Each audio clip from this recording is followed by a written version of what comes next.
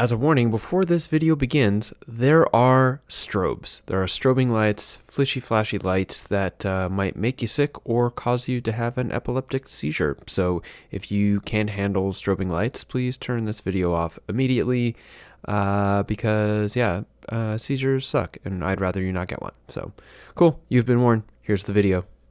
What's up, everyone? James Jesso here from Adventures Through the Mind. I am in a private home out in Guelph with a friend of mine who owns a Lucia light, which is a light that apparently can give you psychedelic experiences, which I have never tried before, and I feel excited to give it a try and to sort of show you what it's like and give you my feedback on the experience.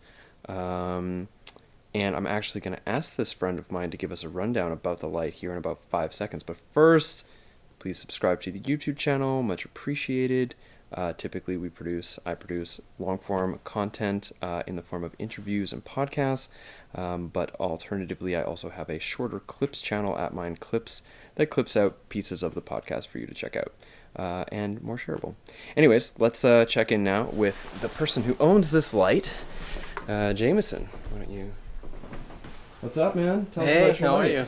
Well, this light about 3 years ago totally blew me away. I'd never really had such a deep psychedelic experience before, and I tried it out and it scared the shit out of me, to be honest. It uses flashing, both solid and flashing light, to sort of induce this experience that the inventors were initially trying to recreate the near-death experience around. That's where they started. And what they came out with was this device that drops you into a state called hypnagogia. So hypnagogia is actually something we experience every day. It's this liminal dreaming state between being awake and asleep, but we usually just sort of push right through it and fall asleep. This lamp somehow suspends you in that state for extended periods of time, and it can be extremely psychedelic. Right, well, let's take a look at this light here. So, this is the rig. Can you turn it on for us to check out? Yeah, let's turn it on for a second.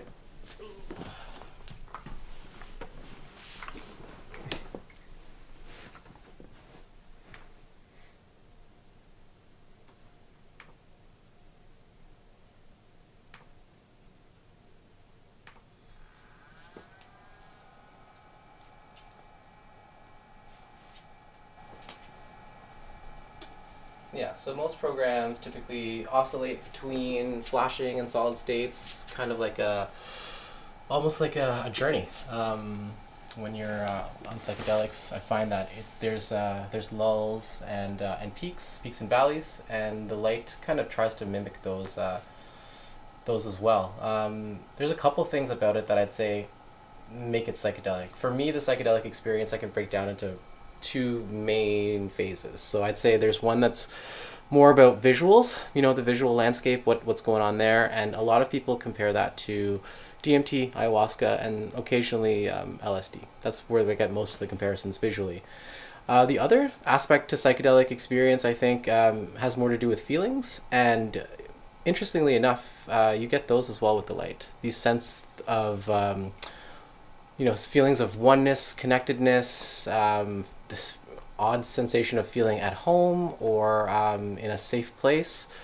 Those are all feelings that you get with the light as well. So it's kind of a complete psychedelic experience, but one that you can sort of just get up and leave and drive your car and be okay. Hypnagogia in general is also a really understudied state of consciousness in that. And really interesting in that you're fully there. You're fully like, you could be under this light having a psychedelic experience and then also have a conversation with someone at the same time. It's a very, very unique experience. Cool. Well, I looking forward to giving it a go. Giving it a go. Hi.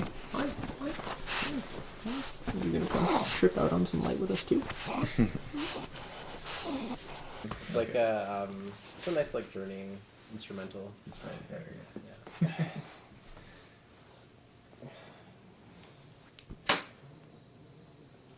Is there a right left? They're in the earphones, I'll say. Got it. All right. So, keys to the experience here, just like most psychedelics, you're going to want to surrender. And for the light, I'd say it's best if you can dial back your analytical mind. I know it's your first time and you're going to be analyzing the experience no matter what I say, but the more you can let yourself drop into it, the deeper it goes. Okay. Ready when you are. All right, here we go.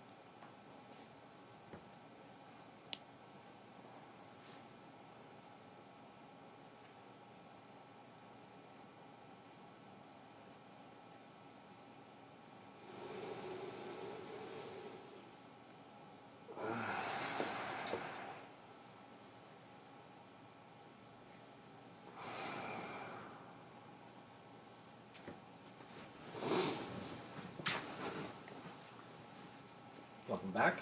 Whoa. Whoa, sorry. That's cool. Oh. That was pretty cool. Do you want me to not comment on it so I don't preload your thing? Yeah, it was pretty cool. Definitely like cool sense of movement. Like there was a real sense of the visuals having like a spaciousness, and sometimes there was like a sense of it moving into sort of a dimension or a space that didn't exist, but felt like it existed. And some of the more intense ones were like, holy shit, this is so full on. Yeah. But I think I started to get physically uncomfortable on this mat, which kind of made it a limitation for me. Yeah. But it was pretty interesting. Cool. The analytical mind was like mega on. Yeah. But very curious. It definitely feels like a learning process as well, like how to be under the light. Because I think I spent a bunch of time trying to figure out what I was supposed to do. Mm-hmm. And then it's kind of like floating, and then at some point I was like, oh, I don't do anything. Yeah. So how do I not do anything? Yeah. And then the cycle repeats, right? But yeah, that was pretty cool. Yeah, it's well, thank you for trying it out. It's one of those things that it is absolutely a practice. That's why I call it like meditation, because it is something that you need to work into. Luckily, it's on a brainwave level. It's like an entrainment device as well. So you're entraining your brain to get better at doing nothing, basically. And it's interesting that you said that, because I came into this light through sensory deprivation or a flotation therapy. And the first time I used it, I was like, wow, it was like my best float times 10, because I have had visual experiences in a float tank before, but nothing near what you'd experience with the light.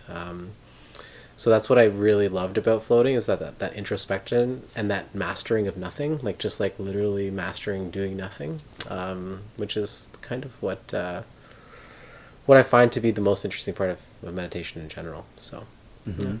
Let's see what I can do with this camera situation. Trying to make a selfie situation for both of us. Oh yeah.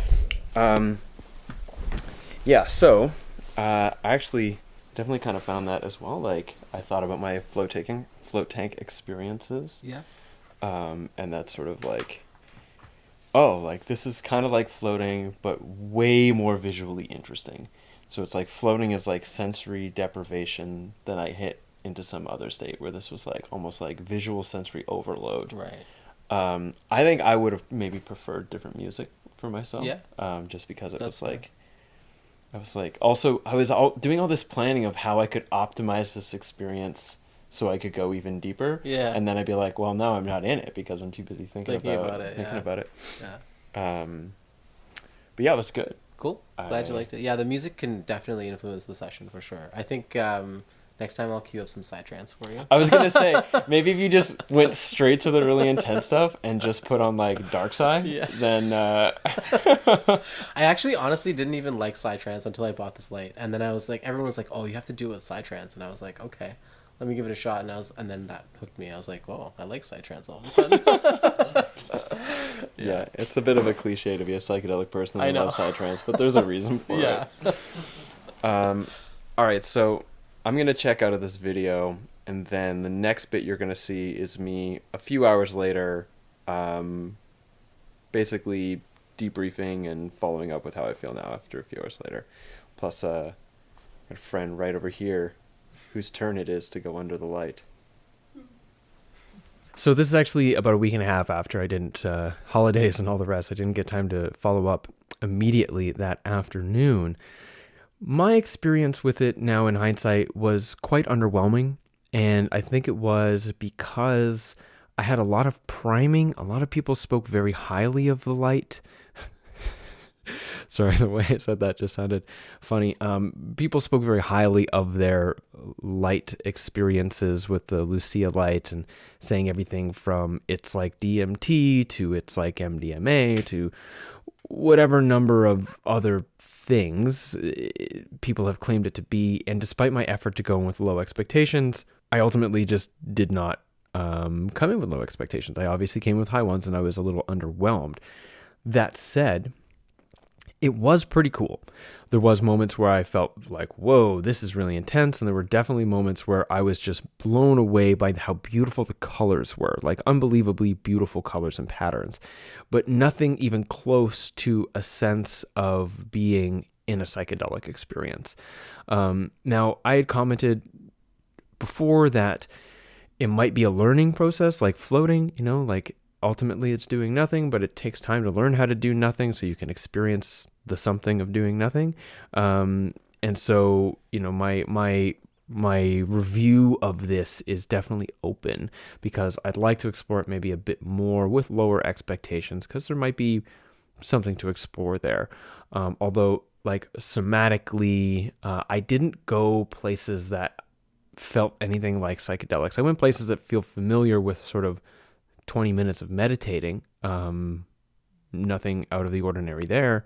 But it was interesting, and I do think there might be some potential to explore there. And I mean, people aren't likely just reporting bullshit, so possibly there is an opportunity to experience very transcendent type states with it, but that was not available to me, or that did not manifest for me in that experience. And I have reservations, and like I doubt it will, maybe for myself anyways, but who knows? So if you have the opportunity to try the light and you don't have epilepsy, obviously, give it a go. I think it seems like an interesting experience, but keep your expectations low, and possibly you'll have something really awesome. If you would like to try light with Jameson, and you are close to Guelph, then I'll put his contact details in the description of this video so you can reach out to him. He will take his light to parties if you'd like to have some friends over to experience the light all together. And I would love to hear about your light experiences if you've got them, if they confer with mine or they negate my experience. If you had profound experiences, comment on the video here on YouTube or on the subreddit at mine podcast, where this will be posted there for discussion, searchable, Google searchable discussion forum. So yeah, do that. I'd be curious to find out. I'm sure other people watching will be as well. And before I sign off, thank you for subscribing to the channel. Hoping to get a lot of fun psychedelic content out through the podcast and through these smaller videos on my main channel through 2020. And I have also launched a secondary channel at Mind Clips. Would love you to head over and subscribe to that. Thanks thanks. It's small clips from small portions of the larger 2-hour-ish long podcasts for easy shareability and digestibility and all the rest. So we'd love it if you could jump over and subscribe. I'll leave a link somewhere very obvious for you, maybe like up in the corner here for you to check out. And yeah, thank you for tuning in, and Happy New Year. Bye.